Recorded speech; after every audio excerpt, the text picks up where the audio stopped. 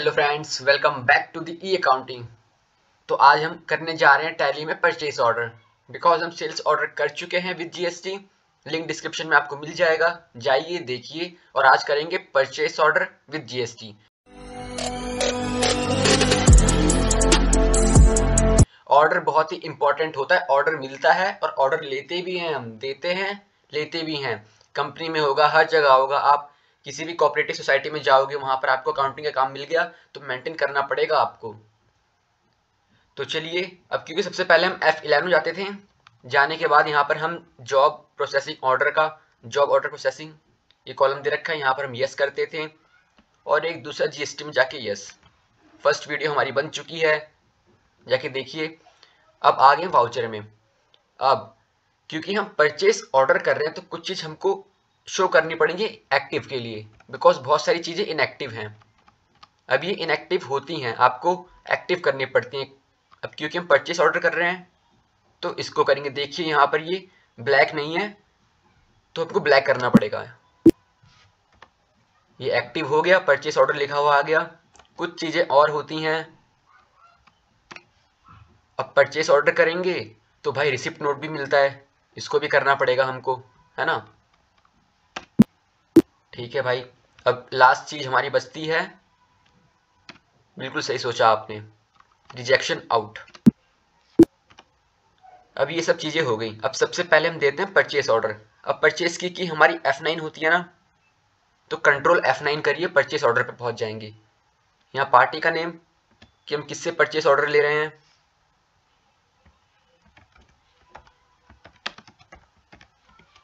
आशुतोष मिश्रा। क्योंकि परचेस कर रहे हैं तो क्रिएटर है। ठीक है भाई। अब जीएसटी भी हम इंक्लूड करेंगे, है ना। तो क्यों ना इसको हम बना देते हैं अदर स्टेट का, एंड देन रेगुलर। ठीक है। उसके बाद जीएसटी नंबर इसका,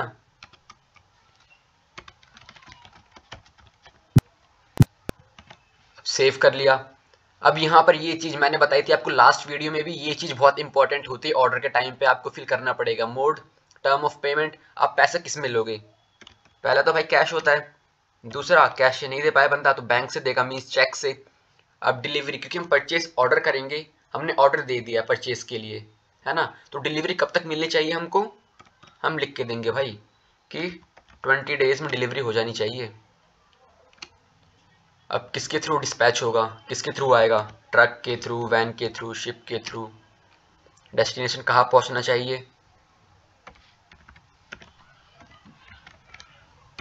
ठीक है भाई। नाम क्या है पर्सन का जो लेके आ रहा है माल?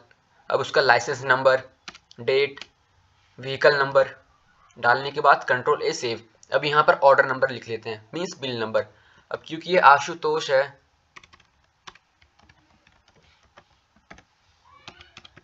इसी के नाम से हमने बिल बनाया। अब जो मैंने बिल बनाया इसके नाम से आशुतोष 001, इसकी इंपॉर्टेंस पड़ेगी हमको, देखना आप। अब क्योंकि परचेस लेजर है तो बनाना पड़ेगा भाई परचेस अकाउंट, है ना।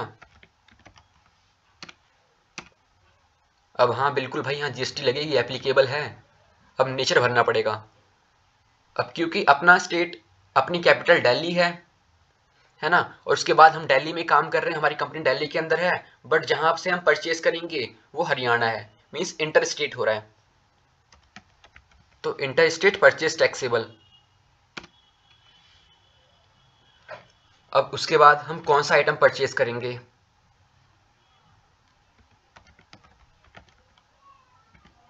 फर्नीचर कर रहे हैं, यूनिट्स में है, ठीक है।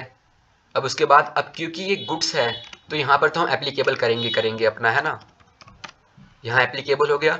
अब टैक्सेबल है ये, क्योंकि भाई फर्नीचर है तो टैक्स लगेगा उसके ऊपर।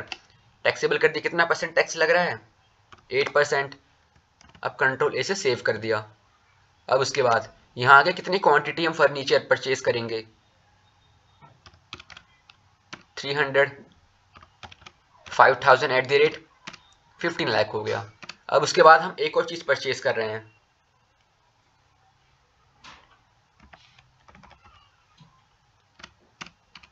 अब स्टूल ले लिया हमने, ये भी सेम। अब यहाँ पर गुड्स है, क्योंकि यहाँ से आपका जीएसटी का पार्ट भी क्लियर हो जाएगा थोड़ा बहुत। एंड देन इसमें HSN नंबर। अब HSN नंबर क्या होता है, डाउट होता है ना बच्चों को। HSN नंबर, जब भी हम कोई गुड्स परचेस या सेल्स करेंगे तो HSN आता है, कभी भी जब हम सर्विसेज परचेस सेल करते हैं तो SAC आता है। अब टैक्सेबल है, ठीक है भाई, इसमें भी लग रहा है 8% टैक्स। अब उसके बाद 200 क्वांटिटी है इसकी, 2000 रुपीज़ की, 4 लाख का हो गया। अब उसके बाद अब ये दो चीज़ हम परचेस ऑर्डर दे रहे हैं कि हमको ये दो चीज़ परचेस चाहिए। अब कभी कभी होता है बच्चों को ऐसा कि सर हम भूल गए कि हमने क्या लिया था, इंटीग्रेटेड था हमारा या CGST SGST, तो हम क्या लगाएं।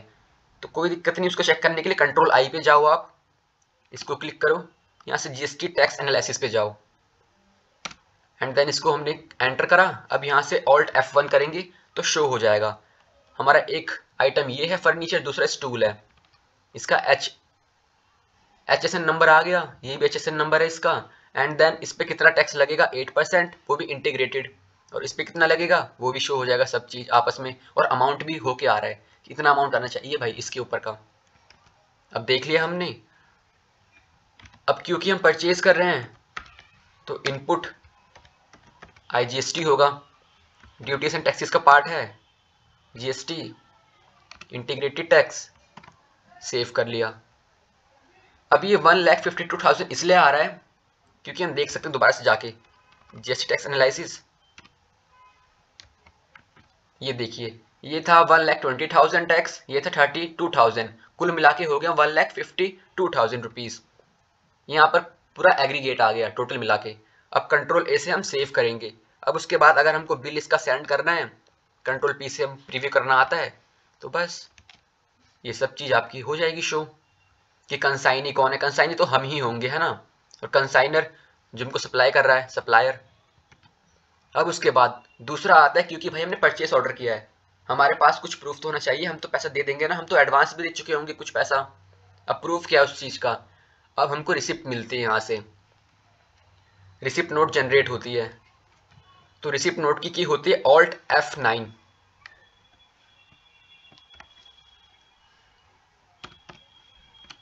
अब उसके बाद रेफरेंस नंबर। अब यहाँ पर जैसे ही आप उस पर्सन का नेम डालेंगे अपने आप ही बाय डिफॉल्ट, देखो इसीलिए मैंने कहा था कि बिल नंबर बहुत सोच समझ कर डालना।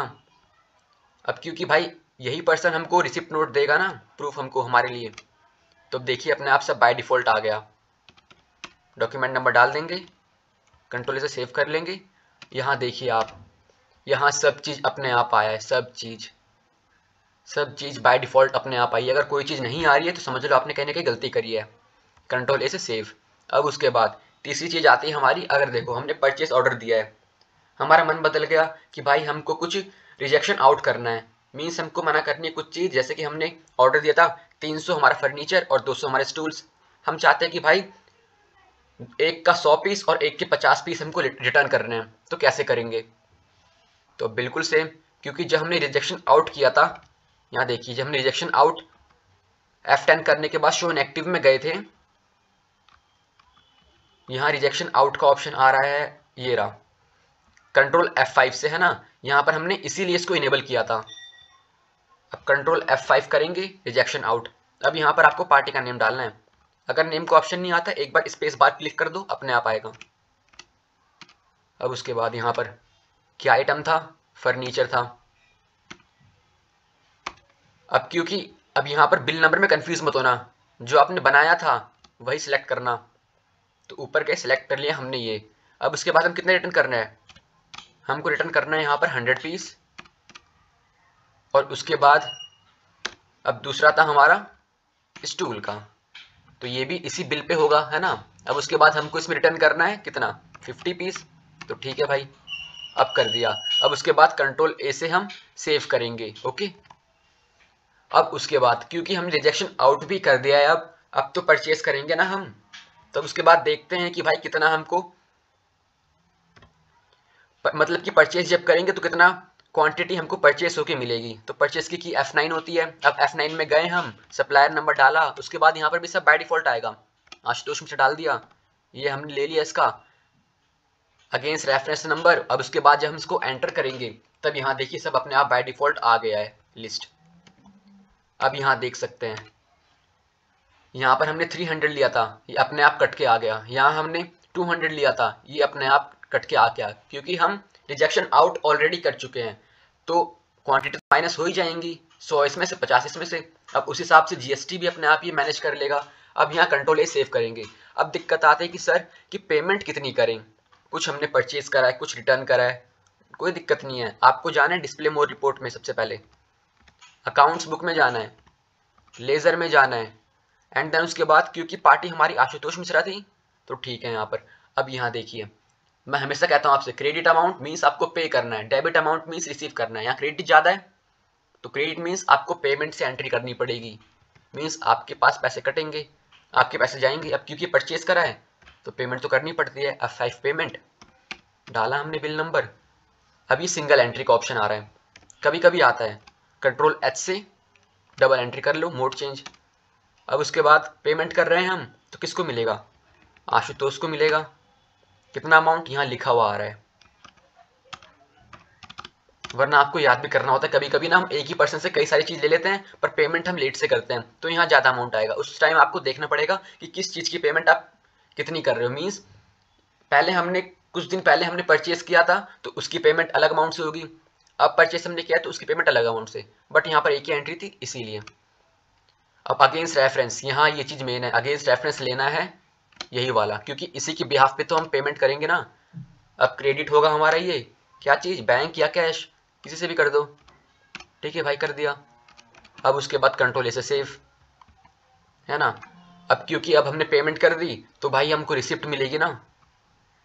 अब उसके बाद यहाँ से कंट्रोल पी से प्रीव्यू देखेंगे हम, रिसिप्ट मिल गई हमको सब चीज़ की। अब वहाँ जाके देख सकते हैं, हम दोबारा से चेक कर सकते हैं, डिस्प्ले मोर रिपोर्ट, अकाउंट्स बुक, लेज़र। यहाँ देखिए बैलेंस हो गया, ये नीचे भी बैलेंस होना चाहिए, पहले बैलेंस नहीं था, आप देख सकते हैं जाके।